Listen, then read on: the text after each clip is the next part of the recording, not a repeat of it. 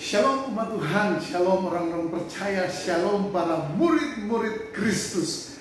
Mereka yang dipanggil untuk dimuridkan dan diutus untuk memuridkan. Nah saudara, kalau kita belajar dari apa yang tertulis dalam Alkitab mengenai bagaimana Yesus melakukan pendekatan kepada murid-muridnya, bagaimana dia merekrut mereka.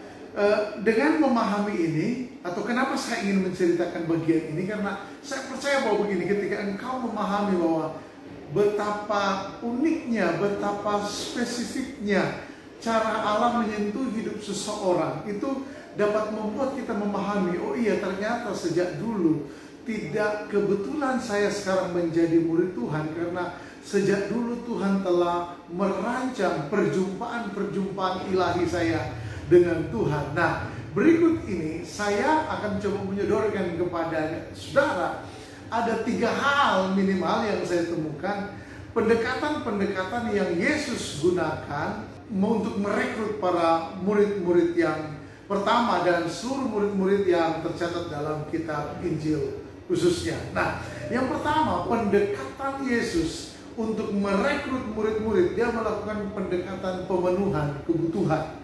Pendekatan pemenuhan kebutuhan. Lukas pasal yang kelima, Petrus dan saudara-saudaranya, Petrus dan teman-temannya sedang berada dalam sebuah pagi yang frustasi. Satu malam mereka mencari ikan, mereka menjala ikan, dan segala upaya telah dikerahkan, namun tidak mendapatkan hasil apa-apa.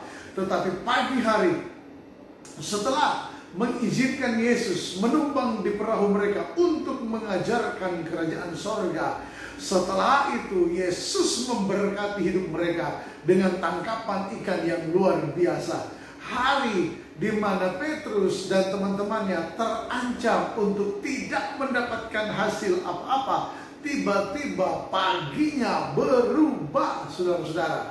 Berubah, mereka mendapatkan kelimpahan yang luar biasa.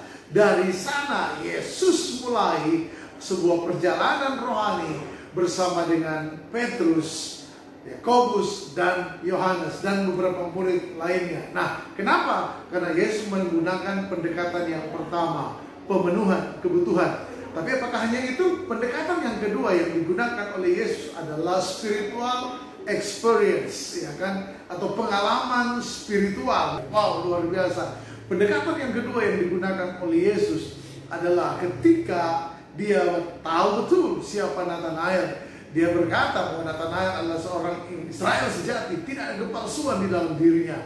Nathanael terkejut dan berkata, bagaimana mungkin engkau mengenal aku? Saudara perhatikan spiritual experience yang dibawa oleh Yesus untuk menyentuh hidup Nathanael. Yesus berkata, sebelum engkau bertemu dengan Filipus, aku telah melihat engkau duduk di bawah pohon ara.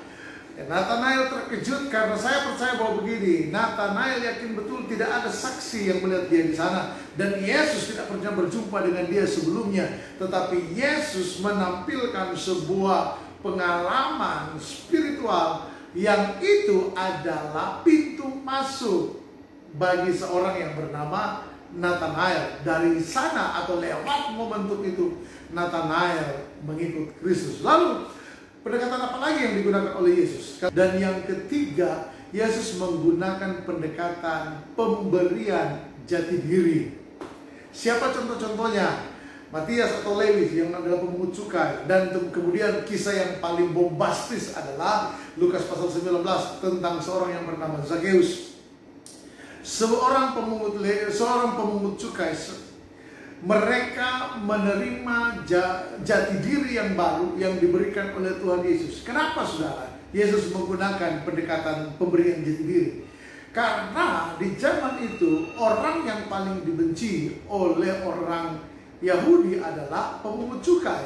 Mengapa? Karena pemungut cukai adalah orang Yahudi asli yang diupah oleh bangsa Romawi untuk menagih pajak kepada sesama bangsa Yahudi. Jadi di mata bangsa Yahudi, para pemungut cukai, orang-orang yang tidak lagi memiliki identitas sebagai bangsa Israel, bahkan mereka bukan lagi orang Yahudi, Kenapa? Karena mereka telah dikenakan identitas baru, yaitu pengkhianat bagi bangsanya.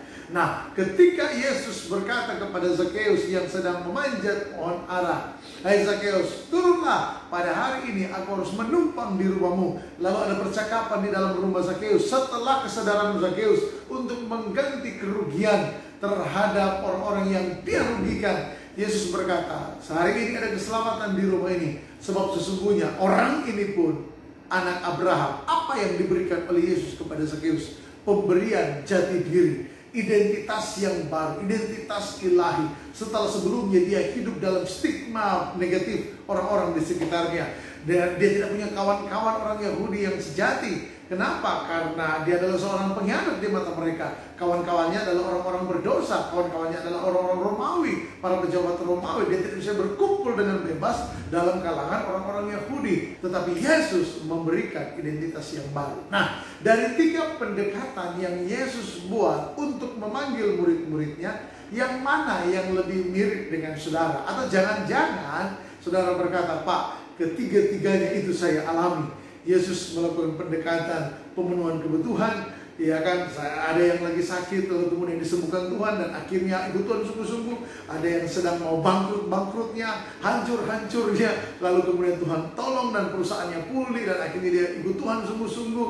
Lalu kemudian ada juga yang mengalami spiritual experience, mengalami pengalaman melihat kemuliaan Tuhan. Ada yang secara supranatural mengalami perjumpaan dengan Tuhan. Wow, luar biasa. Atau ada yang diberikan identitas baru oleh Tuhan. Nah, saya mengikut Tuhan, kalau saya pribadi, saya mengalami pengalaman mengikut Tuhan ketika suatu kali dalam sebuah ibadah, seorang hamba Tuhan secara detail melakukan altar call dan dia meminta hanya 1 orang. Katanya dia disuruh Tuhan hanya mendoakan 1 orang. Dan saya terkejut bahwa orangnya ternyata adalah saya. Saya maju ke depan, dan dalam perjalanan maju ke depan dari kursi paling belakang sampai ke depan mimbar, saya berurai air mata karena Tuhan sadarkan betapa dia sangat mengasihi saya. Waduh, kesadaran akan saya adalah seorang yang sangat dikasihi Tuhan.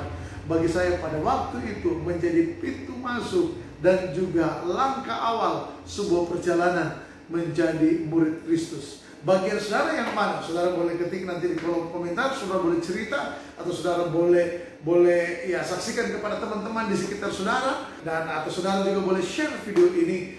Tapi yang pasti bahwa begini, sebagai murid Tuhan, kita sadar betul bahwa Tuhan melakukan segala-galanya.